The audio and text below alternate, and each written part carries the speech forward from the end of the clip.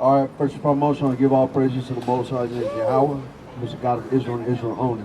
We do that in His Son, the man called Jesus Christ, your name Yahweh Shai, who is the King and Savior of Israel and Israel only. What's going on, brother? You had a question about the what? The what? The star. Oh, okay. The lily? Okay. So what's the question?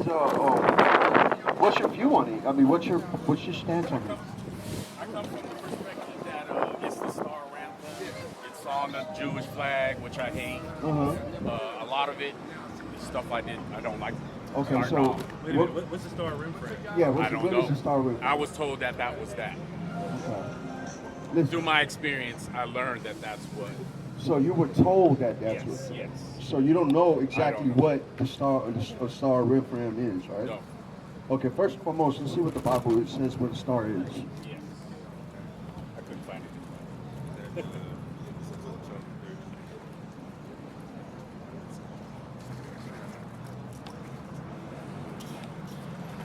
You got it? Read. This is Wisdom of Solomon 13:2. But deem either fire or wind or the swift air or the circle of the stars or the violent water or the lights of heaven to be gods which govern the world. So a star is a circle, a ball, or whatever, right? Okay. Gas, what do you say? Smoke? Or... No. Top of the verse. But deem either fire or wind or the swift air or the circle of the stars or the violent water or the lights of heaven to be the gods which govern the world. So that's not what a star is. The Bible literally tells us a star is a circle, right? So that's not the star rim frame, you know what I mean? The star rim frame is anything. It's an idol, and it's not talking about what the lily is, right? And when you understand what a lily is and who wore it in the Bible, it was even some on the temple, you know what I'm saying? Right? Let's go. Read. Okay. This is 1 Kings 7:18. And he made the pillars in the two rows round about upon the one network to cover the capiters that were upon the top with pomegranates. With pomegranates, right? Read. And so did he for the other capiter. And the capiters that were upon the top of the pillars were of lily work. Of lily work. This is a lily, right? This is a lily, right? So this is the actual symbol, right, of what we're wearing. It's a lily. It's not the Star of David. It's not the Star of Rembrandt. It's none of that, right? Read. That's it. That's it, right? And what scripture? 1 Kings 7. So that's not what the Star of Rembrandt is, right? Yeah, read that in the Hebrew. Yeah, go into Hebrew. No, this verse. Oh, okay. Read. This is Amos chapter 5, verse 26. But ye have borne the tabernacle of your Moloch, You have borne the tabernacle of your Moloch. Read. and shewn your images, And cueing your images. Read. the star of your God, which ye made to yourselves. It's the star of the God, and you made of yourself. It's really talking about is that a pillar? It's a pillar. It's like a statue. That's what it is. It's an actual pillar, exactly. Right? So no, I mean that's not what the Star of Rembrandt is, or This is the Hebrew word for hewn, an image or pillar, probably a statue of the Assyrian Babylonian god of the planet Saturn, used to symbolize Israelite apostasy. So we were worshiping a statue. It's not. A star is like, well, LeBron James is a star, right? He's a star. He's an idol per se.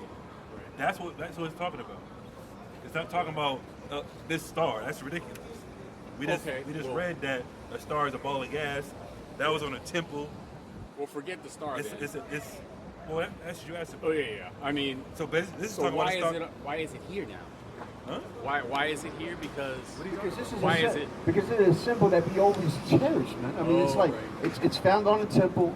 The priest wore it on his garments. The menorah. Even the menorah, I got it right here too. Oh, you got it? This is right here. If you look at the top of a menorah, this is what it looks like. The top, looking at it from above. This is what it is. Have you seen that before? I have. Turn face. But that's the menorah. The seven. So the fact that it was lit back then. Yeah, makes it it's an okay. archaeology. It's an archaeology. Yeah. And we also got And And archaeology. that was a time where we were following God and doing everything. It's on the temple. It's on the priest's garments. It's on the priest's garments and everything. I mean, we got archaeology too. Look. Yeah, that's the first time I heard it. It's great. This is found like in like in places of worship in antiquity, right? And also we even got archaeology. You know, in archaeology, pottery is considered eyewitness, like in archaeology, because you know why pottery is always used, right? And it's always changing, right? Due to it breaking, so they always try to innovate different ways of pottery, right? So by looking at pottery, archaeology, we know about what time frame it is. Look, Which one you showing? this is we got this. Oh, yeah. This is pottery, brother. Yeah, I mean, I know it was back then. My next question would have been, was it a time? Was it? Yeah, I didn't realize it was in the tabernacle. Yeah, it's literally on the temple. On the priest wore it on his garment. On his I never garment. saw that. Yeah, he had pomegranates around on the hem of his right. garment. That's in a well. It's all over the place. Right. It's all throughout our place. And what? Okay. And the fact that it was there makes it okay. I mean, the Most High told us to put it on the temple Oh. and put it on the priest's garment. So I mean, Oh, right. we didn't just make it up. The Most High say, put this on the pillars of the temple. That's what he read in 1 Kings. When Solomon built the temple, he used those symbols. And it represents a pomegranate and lily. That's the Most High's favorite flower, the lily. You know what I mean? Absolutely. I mean, we understand that he chose one flower and it's the lily. You know what I'm saying? That's like reoccurring, right? Give me that. What you just said. Yeah. Read. This is Genesis 1:31. And God saw everything that he had made, and behold, it was very good. He made this symbol, and it's very good. But through the naughtiness of wicked men, you got that in wisdom. Was that in Wisdom of Solomon? Turns honest things. Christians actually said that. Yes, and it turned. You know what I need in Solomon, Wisdom of Solomon? They turn honest things into. Yeah. Got it? Read. This is Wisdom of Solomon 4:12. For the bewitching of naughtiness, For the bewitching of naughtiness, read. doth obscure things that are honest, and the wandering of concupiscence doth undermine the simple mind. So that's exactly what they're doing, man. You know what I'm saying? So yes, it's on the Amalekites' flag, right? But this is a pre-existing symbol going back ages and ages and ages.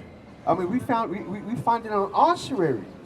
You know what I'm saying? This is an old symbol, man. You know what I mean? Now, them using it for their wickedness. I mean, it says that through the naughtiness of men, man. They do the obscure, honest things, man. Right? And this just proves more of them being the wicked, the seed of the devil, man. You know what I'm saying? So, did we clear that up? You got any other questions?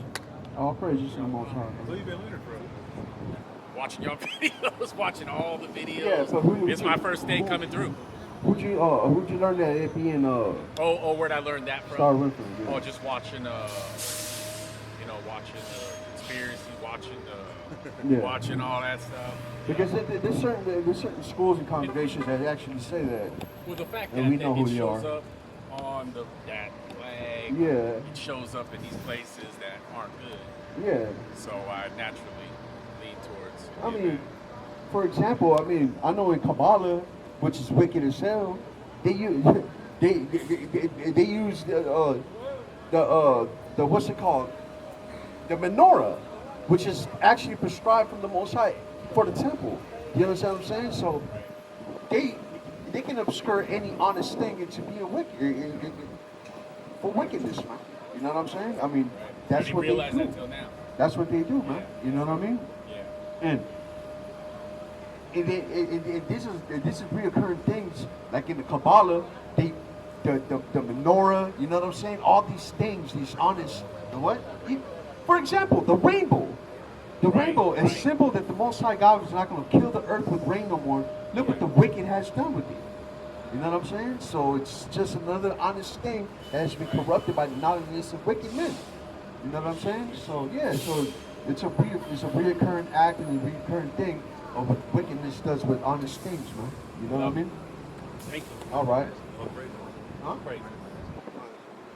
Like for example, brother, like it's a reoccurring natural symbol too, like a honeycomb, a snowflake. Right? Recently, I had a daughter recently, right? And the doctor was looking at the fluid, the amniotic fluid that comes out from the woman when the water breaks. And this is how they know when it's ready, because the fluid, they call it ferning in the hospital. It's ferning. When you look at it in a microscope, it's a snowflake. It looks like a lily. That's life being born, brother. That's the image that God is giving when the baby is ready. It's doing this symbol.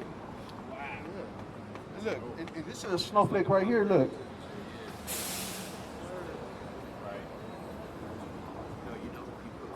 This is a snowflake under a microscope right there, man.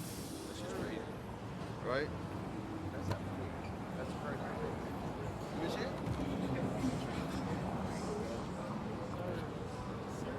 And that's when the water breaks? I was going to say something else about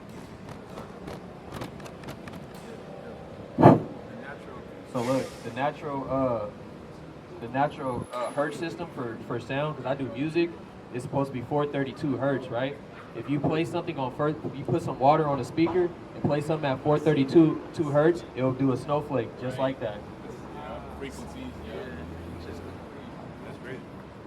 That's just down to the elements, man. That's the Most High is perfect, man. Right. And then the wicked just can't hijack stuff, man. You know what I mean? Of I course didn't not. realize they were doing it.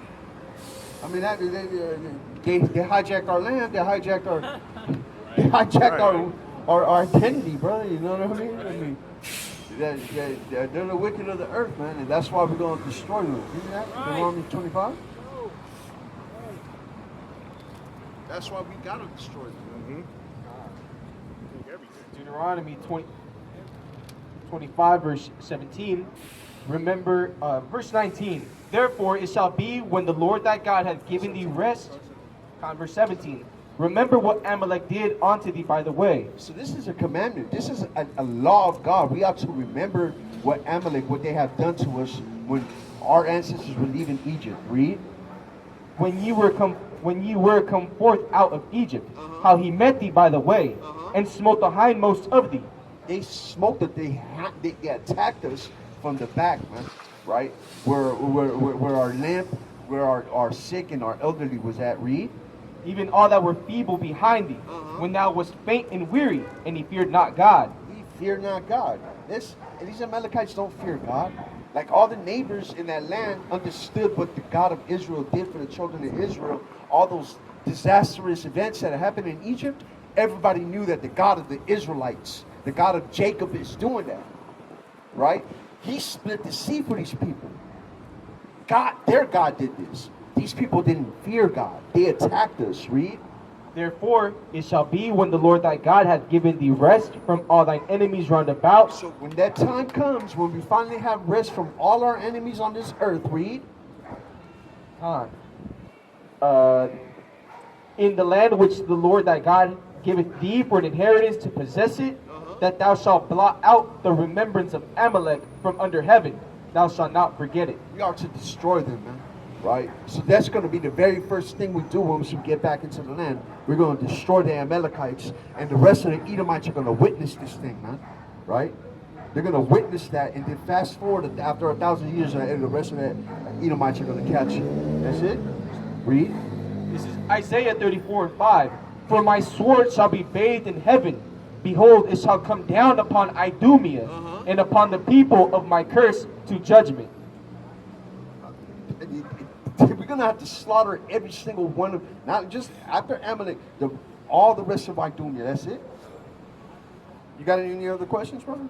All right, cool. If anything else comes up, all praises. Just